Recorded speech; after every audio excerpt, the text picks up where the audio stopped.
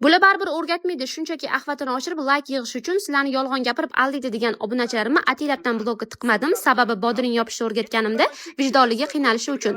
Bodringni obязательно gulini olamiz, bo'lmasam aynib qolsa guli yoki bonkani otishiga yoki suvni xira bo'lishiga sababchi bo'ladi. Bonkalarimizni bir kun oldin yuvib, quyoshda 1 sutka qoldiramiz, o'zi qizib turgan bonkaga keyin bodringlarni solishni boshlaymiz. Bodringlarimizni yaxshilab gullarini olib, keyin bo'lsa 3 soat bochkaga solib qo'yamiz. Bodringlarimiz suvda turguncha biz bekor turmay naborlarimizni tayyorlab turamiz. Chesnok solamiz, bolg'ar solamiz, murch, lalorist va xiren solamiz. Xiren ko'payib ketmasin, sababi bonkani tahir qilib qo'yishi mumkin.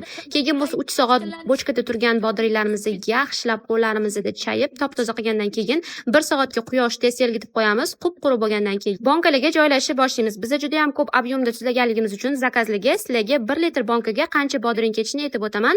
Uzog'i 500 va 550 gram bodring ketadi 1 litrli bonkaga. Yaxshilab presslab joylaylar, bo'lmasa suv solganda bodringlar ko'tarib qolishi va tez aynashi mumkin.